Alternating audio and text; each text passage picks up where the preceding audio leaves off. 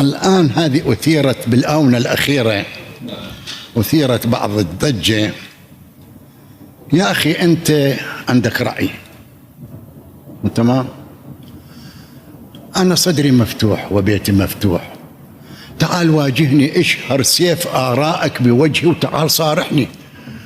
أما أنت تختفي خلف جدار الفيسبوك وصدرك أضيق من قميص نانسي عجرم،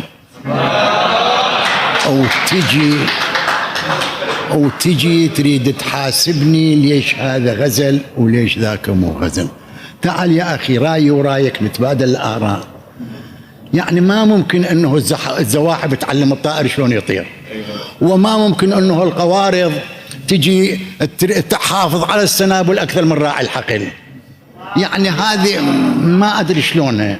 هذا الجهل اللي عندنا، أو يريد أنه يبرز نفسه أنه أنا احتجيت على صباح أمين أو قلت كذا وكذا. يعني هذا مو منطقها. تعال لي أرحب بك كل ترحيب حتى لو تشتمني. فمو سبة الغزل يا أخي، مو سبة.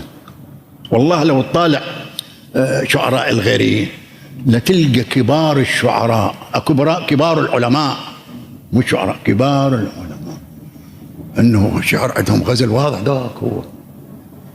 أما زين،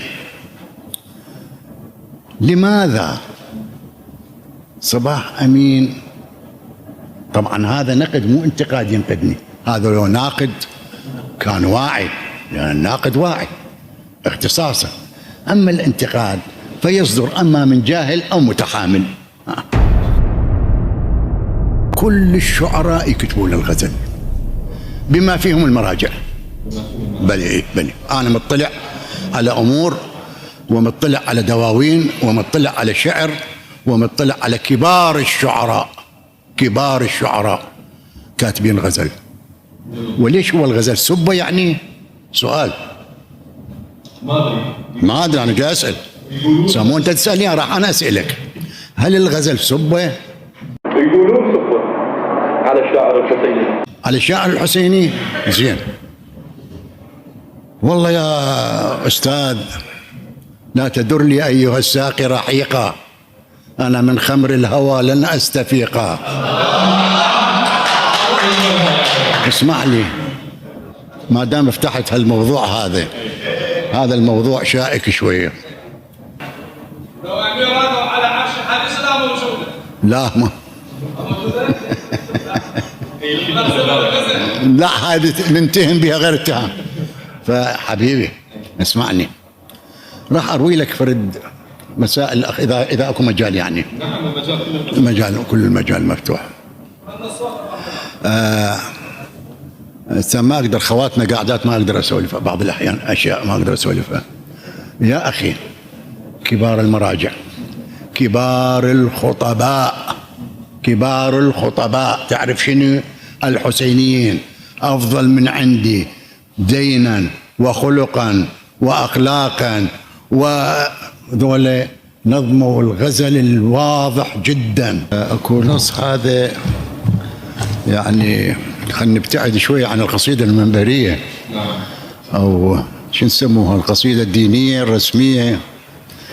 أي هذه قصيدة كلثومية أسميها أنا، لأن بها اقتباسات من أم كلثوم، من نزار القباني، اقتباسات بها. أعطيني حريتي وكاس السهر، وشد وتر قلبي على القيثارة، عيني ما تلتفت للسان الأبر، خلي يصنفني على الخمارة.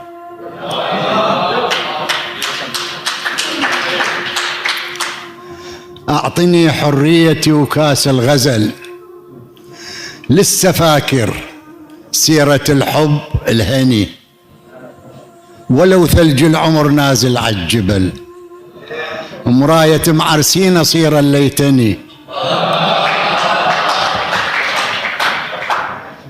ولو ثلج العمر نازل عالجبل، مراية معرسين أصير ليتني، ولبن ذيل النقد سمع بهالمثل، أفة النفس وفسق الألسن.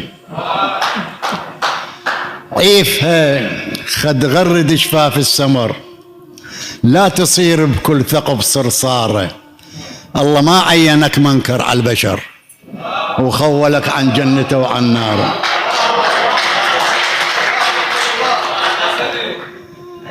أعطني حريتي وكاس الجنون، وردتي بقبلة تريد أن تنتعش. عن عمرها الحب نشد بت الغصون، عددت أوراقها لن 16. ما أذبلها بتفاهة شعر أخون. شعر أخون تعرفون شنو يعني؟ ما أذبلها بتفاهة شعر أخون، اللي بظفرة مرايتي يظن تنخدش. نسمة روحي تحمل أخلاق الشجر، علي ما يأثر غبار أفكاره، يظل صوتي مبلل بعطر الصور، ومن رذاذة تنتعش سمارة. نخلي نعيف ذن الأبيات. أعطيني حريتي، هي قصيدة غزل، هي لا قصيدة هواية بها. أعطيني حريتي وكاس الشعر، أنا بس لله عقلي ينتمي. أعطيني حريتي وكاس الشعر، أنا بس لله عقلي ينتمي. وانت يا الشايل على ظهرك سفر، بالخرافة لا تطم الزمزمي. قيدتني سنين ويصيح الفكر، آهي من قيدك أدمى معصمي. سجن أساطيرك ترى بعيني زغر، فالصمت قيده وعبرت سواره. عفت هنديتي وسجودي للبقر، أكفر بمجتمع عبد أفكاره. أعطني حريتي وكاس القيم، وبالعلم صعدني لسطوح الأثير. بالنشاط العلمي تترقى الأمم، وكل نشاطك جنسي أنت على السرير. شلون آخذ أنا من بيت الفحم جناح أبيض للمعالي بي أطير؟ طير وعي بيه لو فخك ظفر، تبوق جنحه وينكسر من قاره. أنت تتخير حذائك للسفر، ودرب تمشي بيه ما تختاره. أعطني حريتي وكاس الحفل، إبليس ما أريدك ولا أريدك ملك. للحضارة لا تقول احنا أصل، هاي أكذوبة ونقش، هذا كلك. خبز انطيني أشبع لطفل، والمسلة وحومرا بياخذها إلك.